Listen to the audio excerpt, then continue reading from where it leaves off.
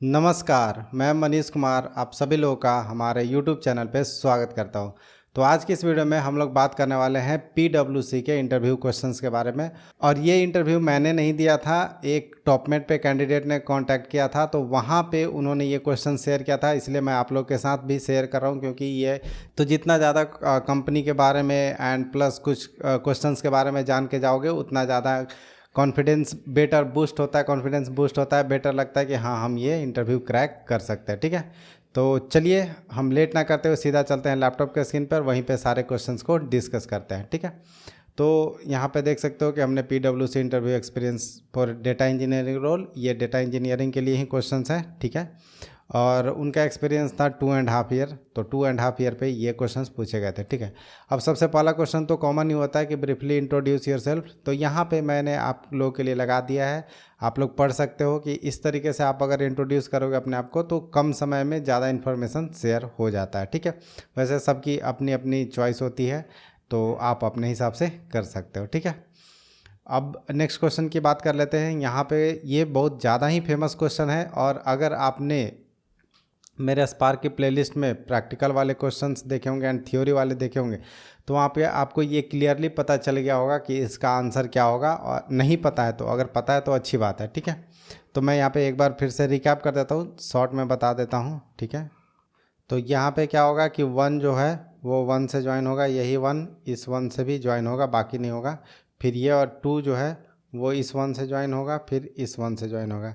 इसी तरीके से ये वाला 1 इससे और इससे ज्वाइन होगा। ठीक है, तो ये 3 इंटू 2 हो गया, 3 इंटू 2 6। ठीक है, ये इनर ज्वाइन की बात कर रहा हूँ मैं। उसके बाद ये 0 इससे ज्वाइन करेगा, और फिर ये वाला 0 भी इससे ज्वाइन करेगा, तो 2 इंटू 1 ये हो गया 2। अब देखो नल जो है वो शायद मैंने बताया नहीं था, नल ज्वाइन नहीं करता, ये नल को पहले ही फिल्टर आउट कर देता है, उसके बाद ज्वाइन लगाता है। तो ये जो नल वाले हैं वो ज्वाइन हमारे नहीं लगेंगे। तो 6 + 2 8, ये हो गए 8 रिकॉर्ड हमारे इनर ज्वाइन में आएंगे। ठीक है, अब हम बात कर रहे थे लेफ़्ट ज्वाइन का। तो लेफ़्ट ज्वाइन में क्या होता है, लेफ़्ट की सारी रिकॉर्ड आती है, तो लेफ़्ट की सारी रिकॉर्ड आएगी, मतलब इतने में तो 8 बन गया, प्लस ये 2 आएगा, और तो हमारा लेफ़्ट में जो हो जाएगा वो हो जाएगा 10 रिकॉर्ड।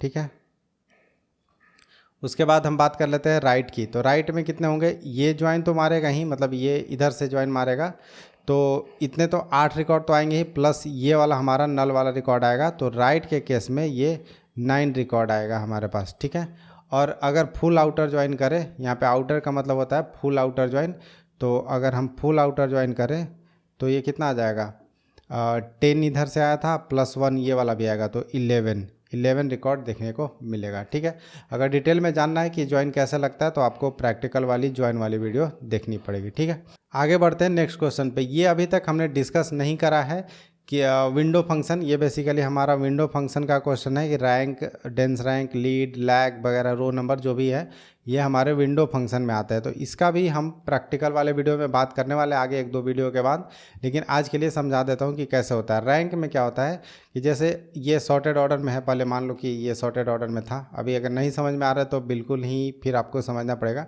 तो रैंक जो सबसे लोवेस्ट टू हाईएस्ट जा रहा है, तो यहाँ पे इसको रैंक 1 मिल जाएगा। इसके बाद 50 के बाद बड़ा नंबर कौन सा है, 70 है, तो इसको 2 मिल जाएगा। लेकिन अगला भी 70 है, तो ये भी सेम रैंक पे होगा, ये 70 भी सेम रैंक पे होगा। लेकिन 80 आएगा तो ये क्या होगा कि इसको इस तरीके से कंसिडर करोगे, 1 2 3 4, तो यहाँ पे सीधा क्या आ जाएगा, 5 आ जाएगा। अब 3 और 4 नहीं होंगे, क्योंकि 3 और 4 का पोजीशन इन दोनों ने ले रखा है। ठीक है, इसके बाद ये भी 5 आएगा। ठीक है, उसके बाद 5 और ये 6 होने चाहिए था, 6 का पोजीशन ऑलरेडी ले रखा है, तो ये यहाँ पे कितना आएगा, डायरेक्ट 7 आएगा। ठीक है, तो इसी को बोलते हैं रैंक। अब डेंस रैंक में क्या होता है कि ये तो आएगा 1 2 2 2, ठीक है, क्योंकि ये तो सेम नंबर है, तो ये इसी तरीके से आएगा। लेकिन यहाँ पे ये गैप नहीं जनरेट करता, मतलब 5 नहीं आएगा, डायरेक्ट 2 के बाद 3 आएगा। भले ही तीनों को सेम पोजीशन मिला, लेकिन उसके बाद 3 आएगा, इसको भी 3 मिलेगा और इसको 4 मिलेगा। तो ये होता है डेंस रैंक। अब रो नंबर की बात कर लेते हैं। तो रो नंबर में क्या होगा कि उसको फ़र्क नहीं पड़ता है कि वो सेम नंबर है या क्या है, वो सीधा ऐसे देते जाएगा, 1 2 3 4 5 6 7। ठीक है, और वो एक किसी पर्टिकुलर विंडो में हो रहा होता है ऐसा। तो अगर पूरी तरीके से विंडो फंक्शन समझोगे तभी ये वाली चीज़ें समझ में आएगी, वरना आंसर यही था। ठीक है, आगे बढ़ते हैं। अब ये देखो, ये क्वेश्चन आप लोग के लिए एकदम बिल्कुल बच्चों वाला क्वेश्चन हो जाएगा अगर आपने पूरा स्पार्क की प्रैक्टिकल वाली प्लेलिस्ट देख रखी है। देखो कितना सिंपल है, प्रैक्टिकल प्लस थ्योरी दोनों देखनी पड़ेगी। यहाँ पे क्या बोल रहा है, रीड द डेटा फ्रेम, ठीक है, define schema, filter out the employ earning less than 20K salary, ठीक है, add a column with bonus 10% for each employ, ठीक है, and calculate the total salary after bonus, ठीक है। उसके बाद क्या कर रहा है, save the final DF as पार के।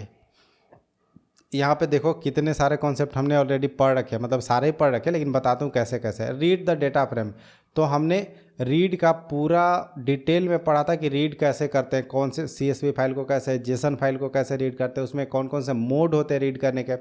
Define a schema, schema define में हमने बता दिया था आप लोगों को कि कैसे स्ट्रक्ट टाइप स्ट्रक्ट फील्ड काम करता है, या फिर आप नॉर्मली भी अगर क्रिएट करना चाहते हो स्कीमा, इसको बोलते हैं स्ट्रिंग, ऐसा कुछ नाम बोल रहा हूँ मैं, स्ट्रिंग, तो DML मेथड टाइप का, ऐसा DML या DDL, ठीक है। Then filter out, filter out में क्या होगा, फिल्टर मेथड लगेगा, राइट, यहाँ पे फिल्टर मेथड लगेगा, वो भी एक्सप्लेन कर रखा है कि फिल्टर कैसे काम करता है। उसके बाद add a column, add a column में हमने विथ कॉलम के बारे में बात की है कि आपको विथ कॉलम से नया कॉलम भी क्रिएट कर सकते हो और सेम कॉलम को अपडेट भी कर सकते हो, ठीक है। उसके बाद क्या बोल रहा है, कैलकुलेट द टोटल सैलरी, मतलब एक और नया कॉलम क्रिएट करना, वो भी विथ कॉलम से क्रिएट हो जाएगा आपका, दोनों को बस दो बोनस प्लस सैलरी को सम कर देना है। उसके बाद सेव द फाइनल डीएफ, तो फाइनल डीएफ को सेव करना है पार के फॉर्मेट में, यहाँ पे पार के फॉर्मेट में। तो हमने राइट के भी बहुत सारी चीज़ें पढ़ी थी। अब देखो यहाँ पे तो पार के में राइट करोगे, लेकिन अगर किसी ने बोल दिया कि पार्टीशन करके राइट करो, पार्टीशन करने पे क्या होता है, राइट करते हो कितने मोड होते हैं, तो वो सारे क्वेश्चन हमने ऑलरेडी डिस्कस कर रखे हैं। तो ये एकदम बच्चों वाला क्वेश्चन है, अभी तक अगर प्रैक्टिस करते आ रहे हो तो यहाँ पे कोई दिक्कत नहीं आना चाहिए। आगे हमने सॉल्यूशन दे रखा है, तो ये सॉल्यूशन देख लो पूरा, बिल्कुल ही हमने रन भी नहीं किया, ये 90% ऑफ द केस में रन हो जाएगा, 10% में कहीं इशू आएगा। मैंने सिंपली यहाँ पे सॉल्यूशन पूरा एक बार में लिख दिया था, ठीक है। यहाँ पे हमने क्या किया है, इंपॉर्टेंट चीज़ों को इंपोर्ट कर लिया है, यहाँ पे स्पार्क सेशन क्रिएट कर लिया है, जो कि आपको डेटाब्रिक्स नोटबुक में वैसे भी ज़रूरत नहीं पड़ती है। उसके बाद मैंने अपना मैनुअल स्कीमा क्रिएट किया है। उसके बाद किस फाइल पाथ हमने बस लिख दिया है, कहाँ पे हमारा फाइल पड़ा हुआ है, मान लो कि हमारे लोकल पे पड़ा हुआ है, हमारा DB यूटिल्स में पड़ा हुआ है, ठीक है, DB यूटिल्स नहीं, उसका क्या था, DBFS शायद, DB फाइल सिस्टम ऐसा कुछ, हाँ। उसके बाद डेटा फ्रेम को रीड किया। यहाँ पे एक चीज़ देखो, सेपरेटर हमने ऑप्शन में डाल रखा है पाइप।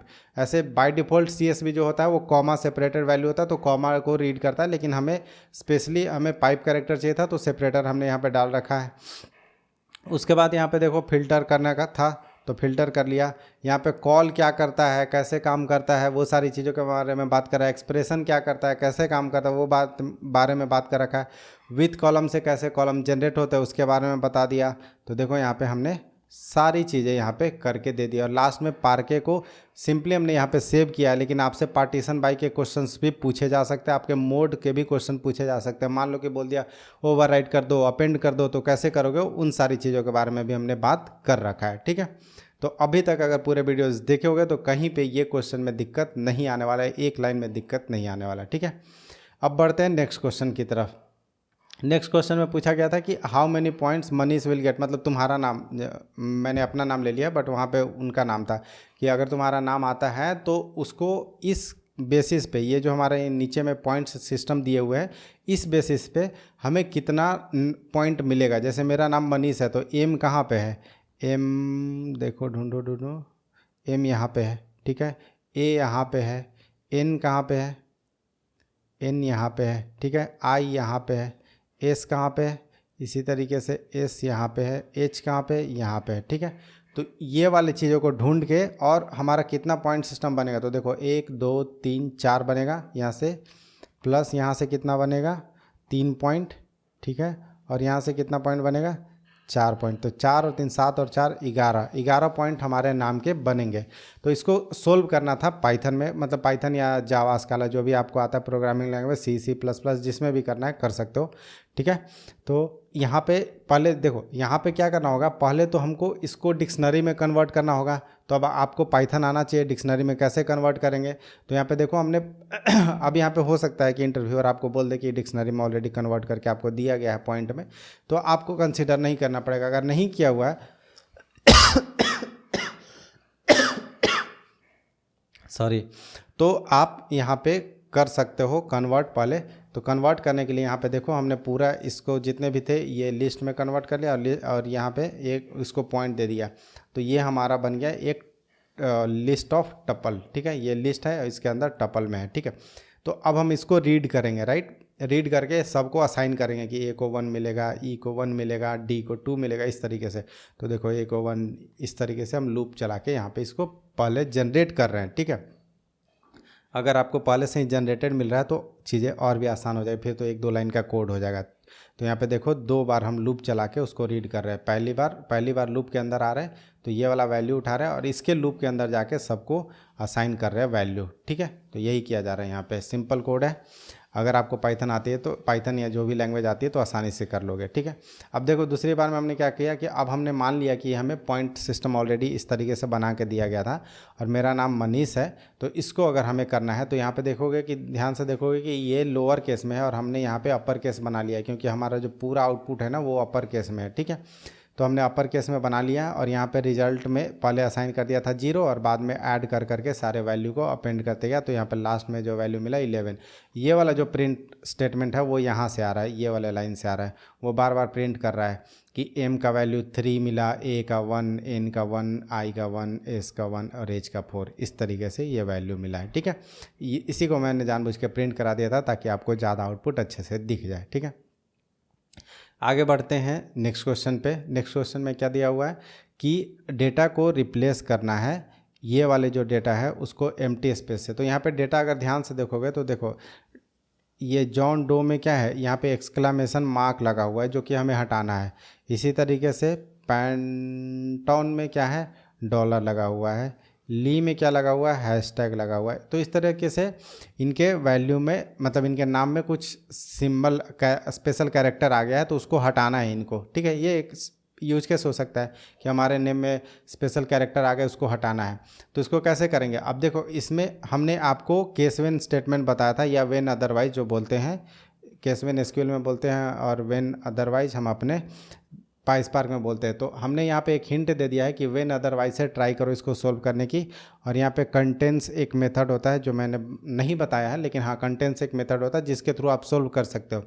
ये अगर आपको बिल्कुल ही कुछ नहीं पता तो आप केस वेन से कर सकते हो, नहीं तो हमारे पास रेगुलर एक्सप्रेशन का भी हमारे डेटा इसमें स्पार्क में रेगुलर एक्सप्रेशन का भी दिया हुआ है फंक्शंस, तो उसका भी आप यूज कर सकते हो। तो अगर रेगुलर एक्सप्रेशन नहीं भी पता है तो आप ब्रूट फोर्स मेथड से इसको केस वेन पे कर सकते हो सोल्व, ठीक है। यही बताना था यहाँ पे कि अगर आपको एक चीज़ नहीं पता तो दूसरा से भी सोल्व कर सकते हो। अब यहाँ पे मैंने दोनों सॉल्यूशन दे रखे हैं। यहाँ पे देखो विथ कॉलम का यूज करा है, ठीक है। विथ कॉलम से हमने क्या किया कि कॉलम में लास्ट नेम में बोला कि कंटेंट्स क्या ये वाले स्पेशल कैरेक्टर हैं क्या, अगर है तो उसको किससे रिप्लेस कर दो, कोई भी स्पेस नहीं, मतलब एम्प्टी स्पेस से रिप्लेस कर दो, अदरवाइज जो हमारे कॉलम का नाम है वैसा ही छोड़ दो। तो इस तरीके से जब ये जाएगा तो यहाँ पे जो जो कॉलम जो नाम इसको मिलेंगे ढंग से वहाँ पे ये रिप्लेस कर देगा, वरना कॉलम नेम को एज इट इज छोड़ देगा। और ये लास्ट नेम पे सारा चीज़ें परफॉर्म किया जा रहा है। हमने आपको ये भी बताया है कि अगर सेम कॉलम अगर प्रेजेंट है तो वो अपडेट होता है, अगर नहीं है तो क्रिएट हो जाता है विथ कॉलम से, ठीक है। अब दूसरा सॉल्यूशन जो आपको हो सकता है कि पता हो और नहीं पता हो तो इसके बारे में देखो, ये रेगुलर एक्सप्रेशन रिप्लेस, ये एक फंक्शन है हमारे पास जो कि हम स्पार्क में यूज कर सकते हैं। और यहाँ पे हमने कॉलम का लास्ट नेम पास कर दिया और यहाँ पे हमने पूरा लिस्ट में डाल दिया कि कौन कौन सी स्पेशल कैरेक्टर है जो कि हमें करना है और उसको किससे रिप्लेस करना है, तो एम्प्टी स्पेस से रिप्लेस करना है। ये सिंपली एक लाइन में आपका करके दे देगा, ठीक है। लेकिन यही है कि इसमें आपको ये सॉल्यूशन पता होना चाहिए कि रेगुलर एक्सप्रेशन हमारे पास एक मेथड पड़ा हुआ है। नहीं भी पता होगा तो केस वेन से तो कर ही लेंगे, ठीक है। तो यही सारे क्वेश्चंस हमारे पास थे, PwC के हमारे को मिले थे। तो आशा करते हैं कि ये वीडियो आप लोग को हेल्पफुल होगा। तो चलो अब मिलते हैं अपने अगले वीडियो में, तब तक के लिए बाय।